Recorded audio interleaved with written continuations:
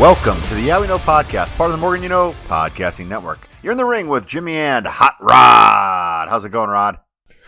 I mean, I'm really sad. I mean, we called this emergency podcast to celebrate the career of one John Morrison. So, I mean, Jimmy, let's get this going, right? Nothing else is possibly going on in the world of wrestling that anybody would want to talk about. Nothing is shocking, really. Yes, John Morrison was released, making an entire family not have jobs around the holidays. So thank you, WWE, for that. Are you doing okay, though, Rod? Johnny Drip Drip, gone.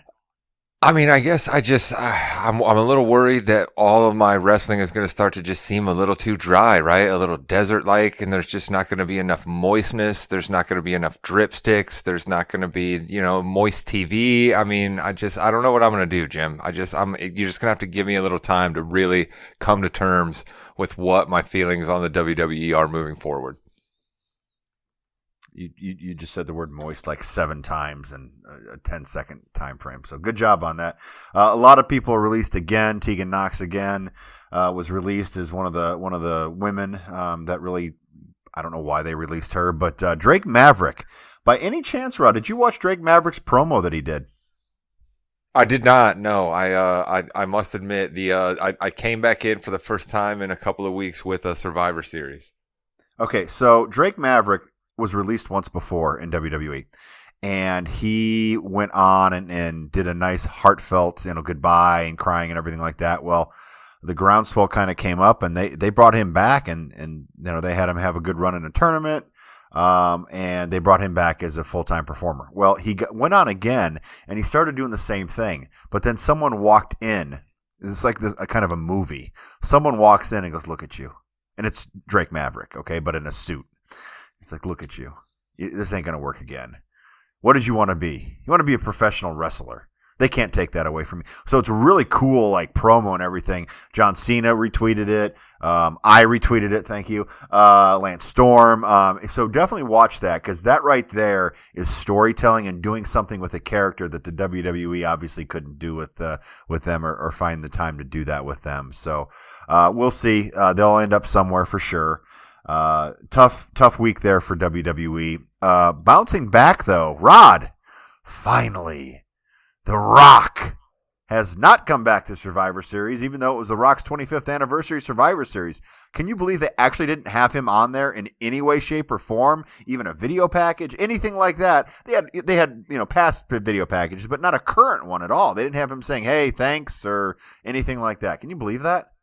I mean, I guess he did some stuff on Twitter earlier this week, and certainly they were helping promo Red Notice. But yeah, yes, they were. I was a little surprised that we didn't see at least something there at the end, a wave or something, or him come out and line up another Rock sign. I mean, they show that clip all the time. Why not just give us that one more time? Yeah, I don't know why they did that, and this egg thing, dude. Oh, Vince, what are you doing? And who's got the egg? Who cares who has the egg, to be honest with you, What what everybody wants when they tune into wrestling is a bit of a mystery, right? We want to say, hey, who took the who took the egg? So yeah, that's definitely what everybody wants to see. There is a 0% chance that they never mention this again, by the way. I could easily see them dropping this tomorrow, not even mentioning it tomorrow. Are they just looking for a loose reason to say why they have to have everybody on Raw other than they just want to have a good rating, right? Is this just all that this is? It's the one time a year that SmackDown and Raw are together on the same show, except for the show after that. So it's the first time of the year, except for all the other listen, Rod, it is what it is. All right, let's get to Survivor Series. Overall, oh yeah, that's thoughts? right. See that? I want to say that real quick. Real quick. What do you? I mean, you mentioned it about the holidays, but also, I mean, what are we doing? Just releasing a bunch of people right before you have a pay-per-view? I mean, you hope to get good press leading up to your weekend big show. You had Roman Reigns doing Jimmy Fallon. I mean, what are we talking about here? I will never understand why they I get that the budget cuts, you can you're given a budget for everything, doesn't matter how much money you make. I get that. But when you have someone John Morrison's stature, when you have somebody who's Drake Maverick's ingenuity, Tegan Knox's in a women's division that their 5-on-5 match had some clunkers in there, okay? Oh. it's not the wrestler. It's the creative. It's not having a vision for people. It's putting someone. John Morrison left the company, was a champion, was an amazing match. As they brought him in and put him in the exact same position he was in, because that's what always happens. That's what always will happen. You are typecast. You can never go up or down. Maybe one or two people, yes. But again, they didn't do anything with him. John Morrison, too old. Well, you know what? He doesn't look that old. He doesn't act that old. And you know what? Even if he is that old, who cares? There's a lot of people in a lot of different industries that are older. Gee, Tom Brady, oldest quarterback. He's doing pretty good right now. Well, even within the same industry, Damian Priest is up there in age, and then a lot of guys that we had competing in these 5-on-5 matches, Sheamus is up there. You know, there's certainly many guys that are still competing at top levels in the WWE. They're in their late 40s. Rod, during the main event, Brian Alvarez of Wrestling Observer Radio tweeted out, there was 107 minutes of wrestling on the show in a 186-minute show. That means there were 79 minutes of video packages and entrances. That's a lot, even for someone who doesn't watch every week, to sit through, especially the audience as well. Do you think they had to do the full entrances for every single person in the 5-on-5 matches and some of them in the Battle Royal? No, probably not. I will admit to being a bit of a mark for loving a good entrance and a good, the cheer when a music pops. But yeah, we probably could have thought that, hey, that's going to be a lot of extraneous time here in a pay-per-view that we're trying to get in on one Sunday evening. Exactly. It was a very, very long show. It was about a 3.5-hour show. So long, in fact, that they did have to send the Nakamura Priest match to the pre-show, which unfortunately for me, the match really looked slow, and they froze a few times in the middle of the ring, which I think is kind of weird. My Peacock connection wasn't the best, so I'm a little I don't have the best overview of this match, I will say. See, I don't think my connection was slow, Jimmy, and I don't think yours actually was either. I think that's just the match, right? I mean, I think I just think that's the match. I love both of these guys, right? But I just think the way that their styles were blending together and the fact that both of these guys have seen some wrestling in a whole lot of different areas of the world before they even got to this point, right? I just think we saw a little bit of creakiness, a little bit of slowness, a little bit of ring gear sort of at play. I think that's what was happening in that match. But I still liked it a lot. For the pre-show, it was a pretty darn good match. Yeah, I think so too. And yeah, some styles just don't mesh very well, and they didn't. Nakamura during the Archer thing I thought was really great. Boogs playing the guitar was stupid. I was about as angry as Damian Priest was. But it did lead to a fantastic, and listen, I like Pat McAfee. I think he does a great job. But when Pat McAfee says, "You son of a bitch," when he broke the guitar over, what's his name? Rick Boogs. When he did that was fantastic. I thought that was great. The DQ, it was fine, but the ending was kind of dumb. Yeah, no, I mean, I don't know where we're trying to go with Damian Priest as the angry U.S. champion. I mean, didn't we just have that with Sheamus? But yeah, I suppose, like I said, it was still a pretty good match, so it was what it was. Yeah, we'll take that. We'll take that. In what I think, after we've seen everything, this probably should have been the main event that started the show off. We'll talk. Charlotte and Becky. First of all, Charlotte coming out in all black was great. Loved it. I did love the fact that they didn't wear shirts. They wore, different colored ring gear for red and blue for most of the matches, which I thought was great overall. Because in the past, Rod, they've literally worn T-shirts Raw and SmackDown during their matches, and it takes you completely out of it. Oh, you mean like the ones during the completely useless Battle Royal? Yes, those. Exactly. I loved it. As soon as the bell rung, they just started beating the shit out of each other. I loved it. I thought it was great. I wanted to ask you, how much of this do you think was scripted out, and how much of this was like, all right, man, we're just going to get these two together in the ring, and then we're going to kind of see what happens? I think everything that happened was scripted out. I think they're both professionals, even if they don't like each other legit, which, there was some legit heat there. I think they will go in and they know, hey, we can capitalize on this, and let's just go and take it to where we need to go. They don't have to wrestle anymore for a while. So I think this was all just exactly what happened should have happened. And knowing that we had to have the type of ending that we had, did you think that was good enough, or do you think there should have been another way to go that still basically got us to where we all knew we were going to get basically a non-legit ending?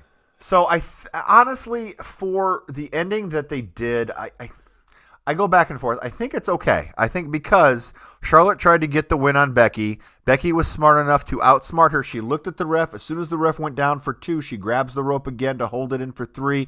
Charlotte realizes what happened. I'm okay. We were going to get this ending. We didn't get that in the main event, but we were gonna get this ending in this match. So I'm okay with this ending. I am, and I wonder if, I don't know. I felt like we could have had a few more higher impact type things leading up instead of just the classic rollover, right? I talk about this all the time. Yeah, it was a quick, even for rollover, and this was kind of an out of nowhere ending. I agree with you there. Corey Graves might have put it best here when he said this match was too good to end like this. Yeah.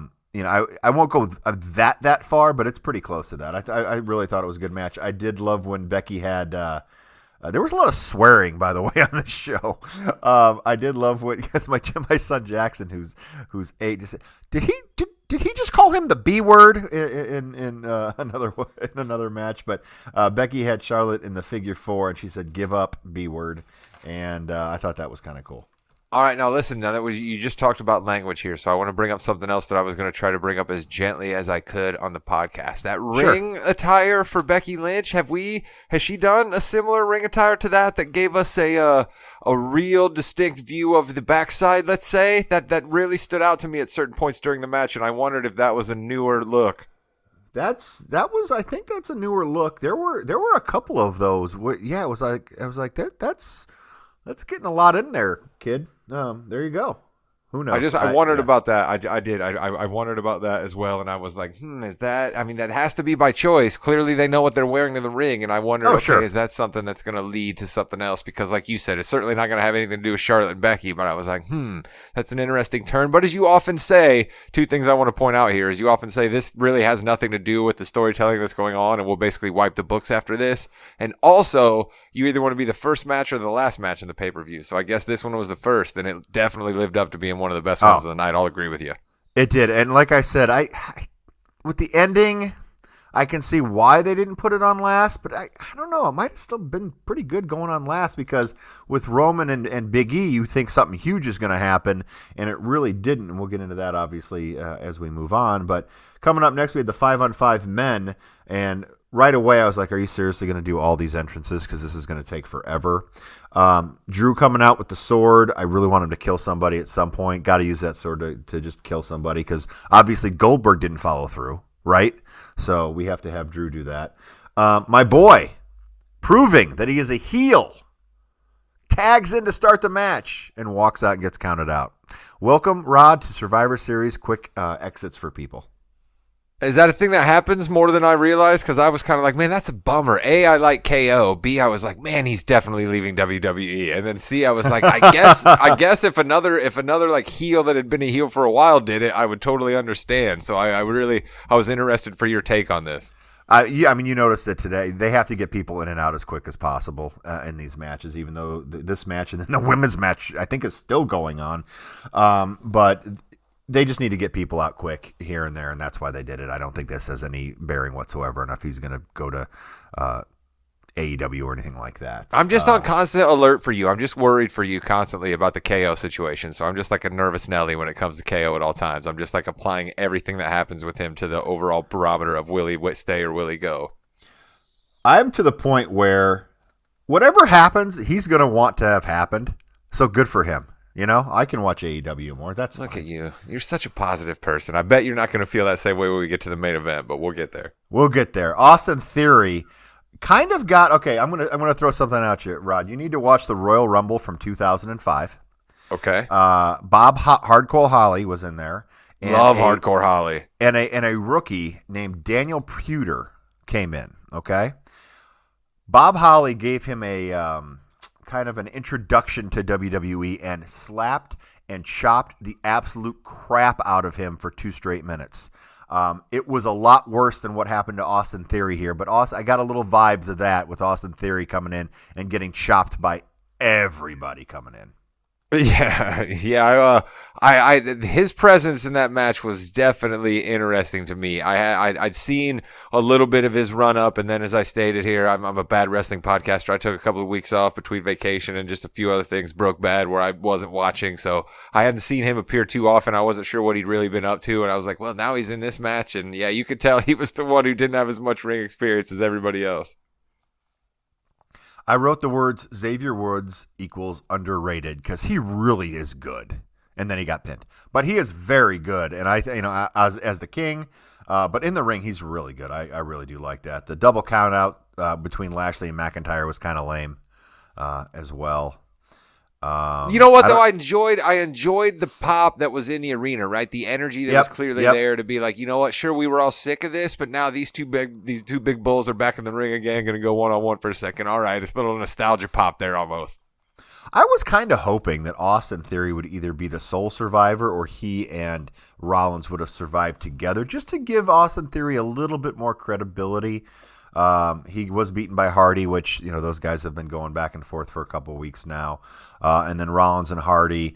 It would have been neat to see Hardy get a big win. I think the crowd would have popped huge for it, but you got to give it to the Messiah, don't you?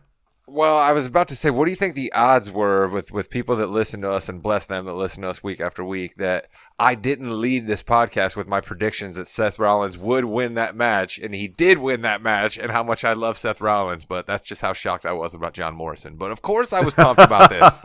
Of course I was pumped about this. I thought the match at times worked really, really well, right? I understand it's just a 5-on-5 bogus match, but I thought at times there were guys that were doing good work within that match. And of course, Seth Rollins is always involved in great work happening in the ring. So I thought the ending of the match went well, and I love me some Seth Rollins. You know that. There's no possible way I'm going to come on here and break bad against Seth Rollins anytime soon.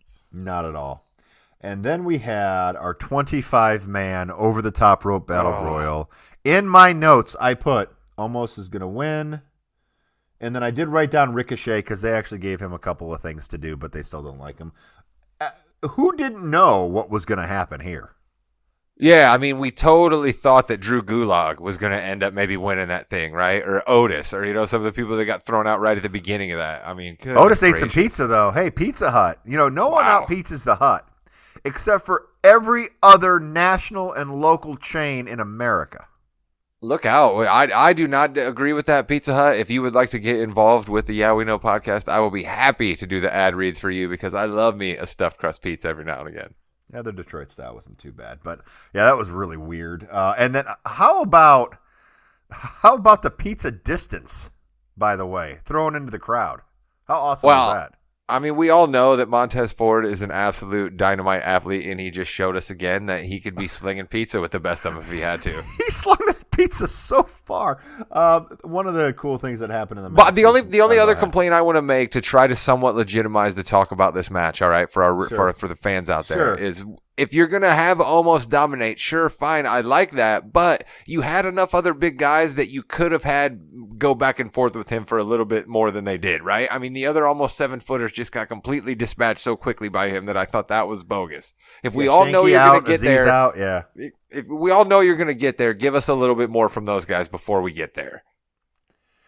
He might win the Royal Rumble. Yeah, I could see that. He's coming along a little bit. He really is. He's coming along a little bit. But the other thing that I did like about the Battle Royal, I guess this will be the last point I'll make, but like you see how it kind of works, right? The last few guys standing around when it got time to actually do some moves, right? Like Cesaro's in there, the Street Profits are in there, you know what I mean? Like the actual guys are in there at that point. You know what I mean? There was, like I said, there was no chance that R-Truth was going to be in there in the final 7. And then let's see, RK Bro versus the Usos. Randy Orton breaks Kane's record for most pay-per-view matches ever. Congratulations to Randy Orton. And tomorrow I think it'll be the most Raw matches ever by anyone. Riddle had a great match, I thought. I thought this match was good overall. I mean, I really did think it was solid. But I thought Riddle really had a solid match, and that RKO out of nowhere to end it was amazing. Well, I think what's clear to me is that Randy Orton still can just work. And I think that RK Bro works. And I don't know that they intended for RK Bro to be together this long and be maybe as big as it is. But I mean, this was the other biggest pop of the night, frankly. I mean, it wasn't the best match of the night, but there were big pops going on in this match, man. The crowd loves them some Randy Orton because of the tweet that went out, which was huge. I loved how many likes Randy Orton got on that, right? Like, it just let you know how much respect he gets from people who maybe aren't following it week to week right now the way we are. But they remember him because he's been around for over 20 years. You know what I mean? So sure. But I just think it was a fitting pay, right? I mean, if Orton's going to do all that, you knew there was probably no way RK Bro was going to lose. But the Usos, they continue to impress me. Those guys just play villain tag team better than almost anybody I've seen in a long time.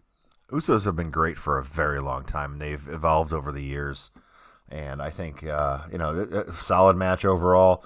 RK Bro, they've got another couple months in them, I think, until they start sowing the seeds of perhaps a WrestleMania matchup between the two coming up. But we'll see. Listen, speaking of sowing seeds, then I want to put this out. Okay, let's not do the completely obvious Viper turns on Riddle. Let's have Riddle turn on the Viper. All right, let's spin the thing on its head and let's have Riddle turn on its Viper and get evil and serious. And I need to be different from the fun-loving Riddle to actually get to the top. That's what I want to see. I think it would be really neat to see Orton be the champion and Riddle win the Rumble. And then Riddle, everyone thinks he's going to pick the SmackDown. He's going to go against Roman Reigns or whomever. It'll be Roman Reigns, let's be honest. And then just turn around and go, I choose Randy. That'd be kind of cool. We'll see. In the longest match, I believe, and listen, it could not, maybe not by time, but by time, was the women's 5-on-5. Really disrespectful having the wave going through that match. I thought that was sucky by the fans, but they all worked hard. Baszler and Ripley had a couple of cool back and forths. That's something that I would have liked to see maybe them do more of in Raw or SmackDown, but they're on opposite brands. Toni Storm did not get much in here. Very underrated by Vince McMahon. She did get one pin. Her finishing move is fantastic. It is. I like that a lot. Quick. Yeah. Shotzi and Sasha. This is weird. Like, Shotzi pulls Sasha off the apron and, totally messes with her, right? And then 15 minutes go by, and then they don't do anything. And then they finally, all of them hate Sasha, even though they're up 4-1. Ridiculous. Yeah, it was. It did not make any sense to me whatsoever. I mean, fine, you want to push Shotzi. She's big. She seems like she can be athletic. You can put her toe to toe with with your Charlottes, with your Rhea Ripley, some of the bigger WWE female superstars, your Bianca Belairs. But it just, I don't know. It all just seemed way too forced. But basically, I want to give you props here because basically, didn't you call that Bianca Belair was going to knock out a whole bunch of people, and that's exactly what we had. I think I just said verbatim exactly what happened. That Bianca was going to be the sole survivor. I'm usually the one that's on here gloating, but I'm going to give you the chance here. Well, thank you for that. I appreciate that. I'm trying to look back at my notes, but I believe I said exactly what happened with Bianca winning that one. Everyone hates Sasha. There was a really cool kick by Sasha to Rhea, and then Rhea headbutts Sasha, and Rhea's like, ow, that hurt. That was kind of fun.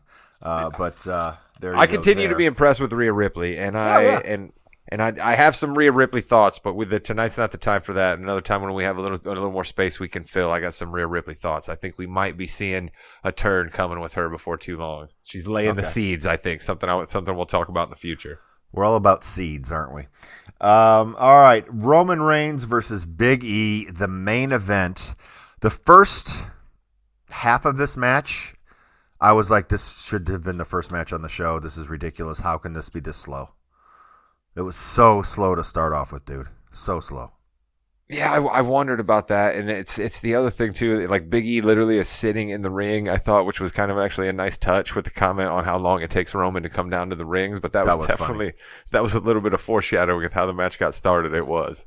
And then we had our Seinfeld gear. We can't let Big E go out without talking about the Seinfeld gear.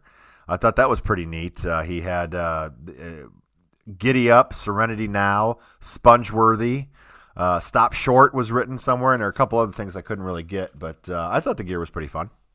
Yeah, it was, but I continue, and I'm so mad at myself for thinking about this, but you How have dare it in my you? head. How dare you? Yeah, you have it in my head to think about this. You don't see the Raw champions usually looking that way. So I continue to just wonder, because of how often we talk about Vince being old school and Vince not seeing the great stories that could be told, if he's kind of thinking to himself, if this is what this guy wants to do, I can't have him be my champion much longer. So I do worry about that. That is in the back of my mind. I think that you also have to look at it from this perspective too. Big E was in pretty good condition here. He was very tired, obviously, but they're not used to wrestling these long matches. You know, Big E's been in the mid-card tag team for so long, and even his Intercontinental reign and his run on SmackDown, he hasn't had this long of a match in a while. But I thought they both hold up pretty well. And then that second half to the last third really got the crowd involved. There were a couple things that you thought were going to be the end, but they weren't. I really enjoyed that when Big E was in the in the submission hold and he was starting to kind of go to sleep. He got up and got Reigns again. But bottom line is, Reigns gets the win.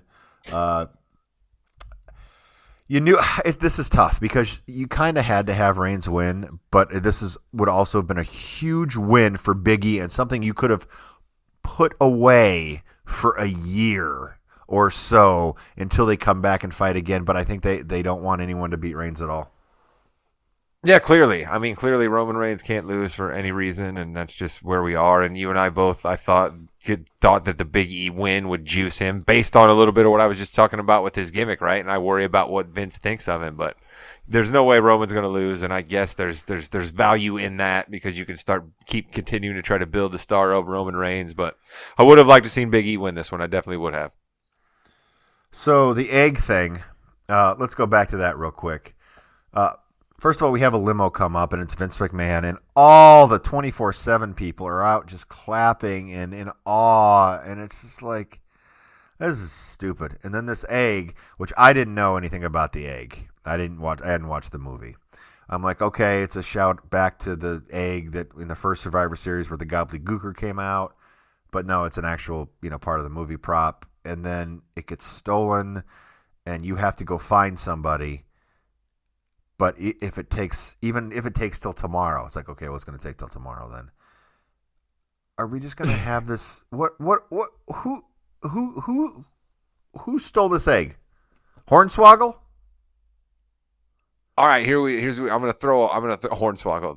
That's a great call. I'm going to throw a Hail Mary pass here. What if we have all of this rigmarole about nothing, and then boom, we get the surprise Rock appearance tomorrow night on Raw? What if that's what it is? Because as you said, it relates to his movie. It could. It depends on his schedule. So yeah, I mean, and that's fine. Is Vince McMahon going to get a Rock bottom? That would be huge. But here's the thing: if you're going to have the Rock on Raw, you should probably promote that so people watch. Yeah, you're probably absolutely right about that. And they definitely would do that. I mean, we know how much they promoted the John Cena appearance over the summer. So you're probably right. There's no surprise Rock appearance coming tomorrow, people. I'm sorry I even put that thought in your head.